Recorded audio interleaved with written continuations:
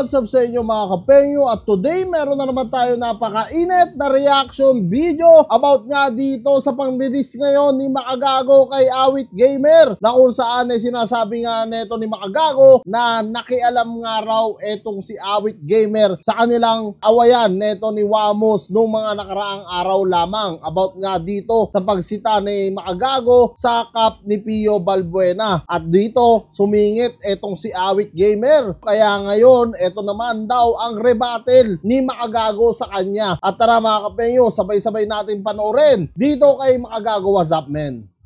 Ang galing niya kasi at the end of the day, nakabili po siya ng Mustang. He was planning to buy that Mustang para lang daw malupit ang entrance niya sa BOTY. Sabi ko, wow, man, solid to, Awit. Sige lang, do it. Tangina, bumili nga siya talaga ng Mustang. Man, crazy. Alright. He was doing great nung mga panahon na yon. Hanggang sa, later on, kung mababalitaan nating lahat, kung maaalala nyo, recap lang ng konti sa mga kaganapan ni Awit. Binili niya po, dahil sobrang dami niya ng pera, binili niya yung Corvette ni Doggy. So, Doggy was very happy. Actually, yung Corvette na yan ni Doggy, nung binili ni Doggy, actually pinawarp pa nga yan ni Doggy, no? Yung buong, kaya nakita nyo doon, kulay yun apple green mga kapenyo, no? Pinapalitan ni Doggy yun, pinaganda talaga niya yung Corvette niya, which is orange talaga yon.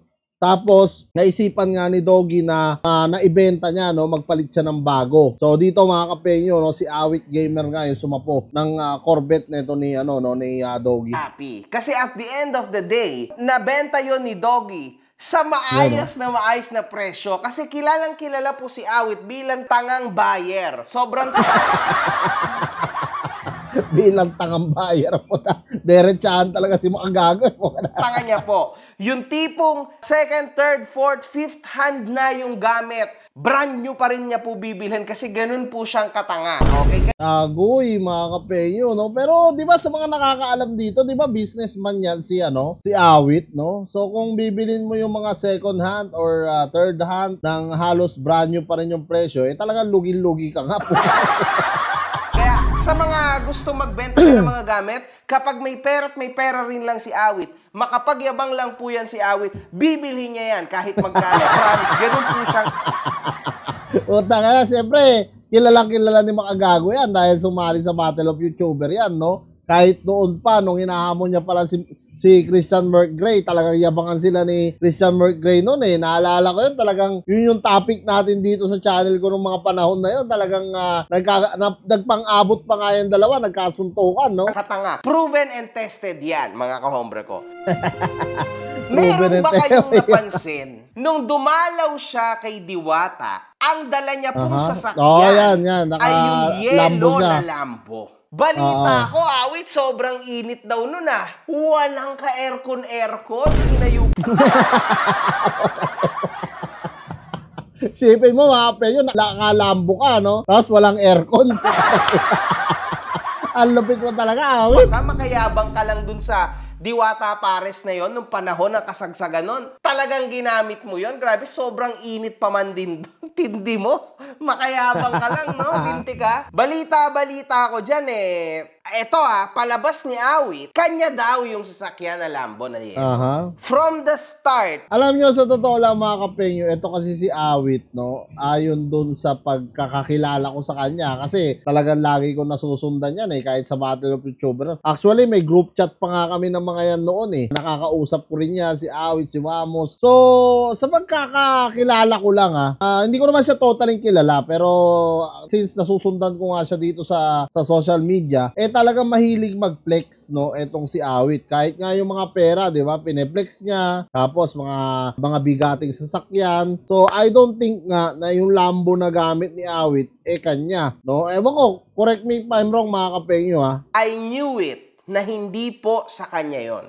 Naiinis ako kasi bakit mo kailangan magsinungaling sa tao? Bakit mo kailangan magsinungaling sa sarili mo? Kasi hindi lang yan eh. Sige, balik tayo. Lambo na yellow, tas yung Lambo na black. Yung Lambo na black, mga kahombre ko, alam nyo Oo, kung saan, magkano isang Lambo kahit pa sabihin natin na hindi na latest model yan, medyo old na, puta, mahal pa rin yan, mga kape, milyon-milyon pa rin yan, no? na yung storya niyan. Kasi nahuli siya na hindi niya na pala kayang magbayad, mga Nako po, ano to, pre, 16 na now. Yes, papa. Yung alin, pre, 2M kada 13 tayo. 1M lang kaya ko, bro. Putang ina, patay ka rito, awit mo. In-expose talaga siya ni Makagago rito. Usapan natin 2M monthly, kunin ko na muna Lambo ko, bro, kasi may mga bayarin din ako.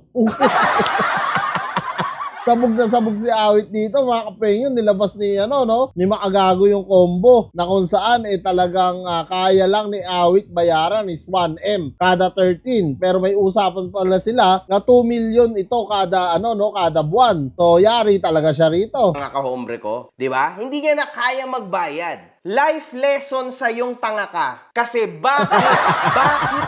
Life lesson sa'yo.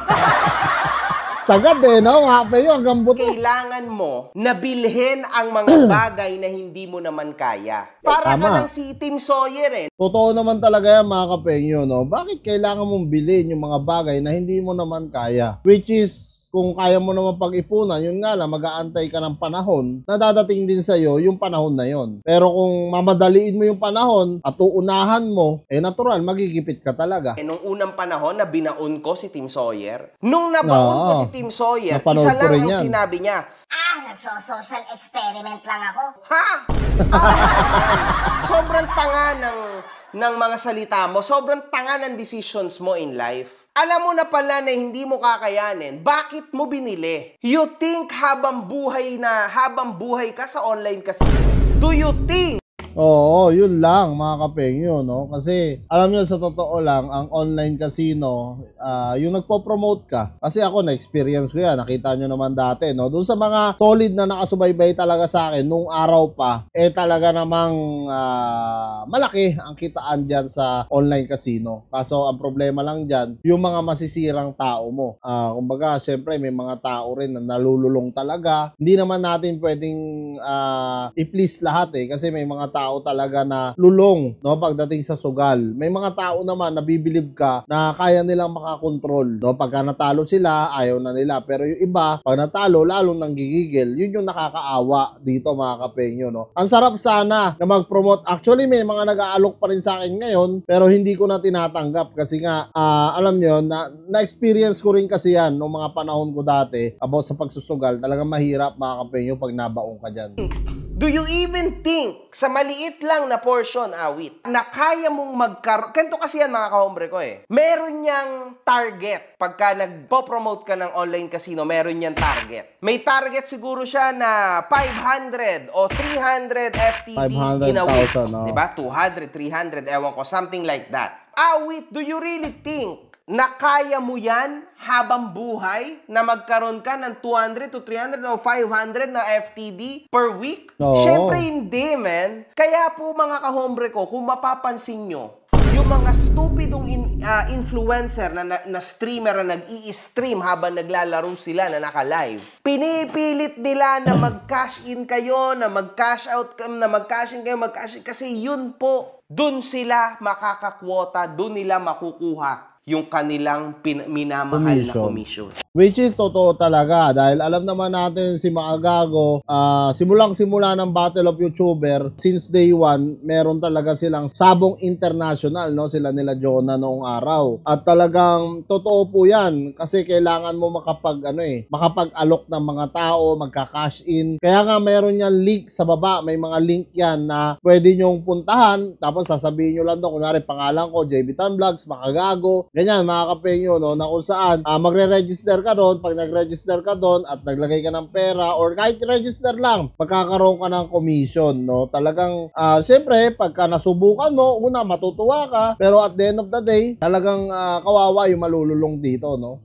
Kinakailangan po talaga ng mga influencers, in short, ng napakalaking Totoo yan. audience para lang makapukaw sila ng attention at makarami sila ng FTD. Now, Oo.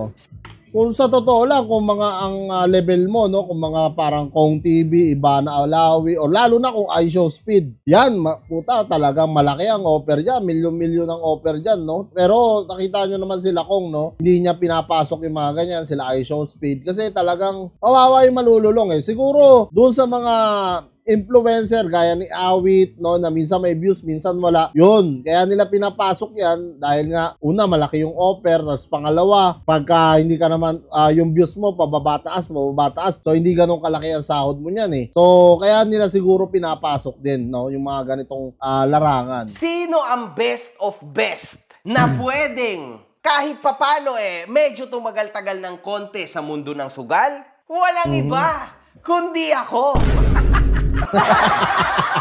Yung mga gago talaga, real talk yan mga kapenyo, no? Since day one ng Battle of YouTuber sa album international, yan sila na talaga yung nagpapalakad yan. Kasi mga kahombre ko, kung di nyo napapansin, ang trabaho ni Makagago What's Up Man ay tumira ng sikat. Tas pag tumira na siya ng sikat, makuha niya yung fanbase ng sikat na yon.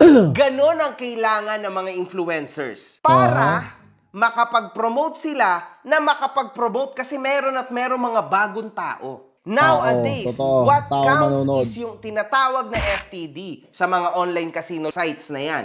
Kasi the more na marami yung first time deposit mo, the more na marami kang players. At yun ang gusto ng mga site na yan. Mga Ng mga boss, bossing. mahilig ba kayo sa mga professional? So yan, makikita nyo mga kapenyo, no, ipinakita pa rito ni Makagago na talagang nagpo-promote siya. So si Makagago, talagang aminado siya, no, na ganun talaga yung naging kalakalan niya dito sa social media. Titirahin niya yung tao, yung sikat, tapos ngayon makakakuha siya ng fanbase doon. After niya makakakuha ng fanbase yun, tsaka niya babanatan niya yun ng promote, bang! So papasok yung mga ibang asugarol, no, yung mga nagsusugal talaga. Lalong-lalo na yung mga bata, kasi yan talaga yung target dito eh. Dahil karamihan ng mga bata talaga, mga ano pa yan, waldas pa sa pera yan, wala pang pakialam yan, talagang todo banat lang, no.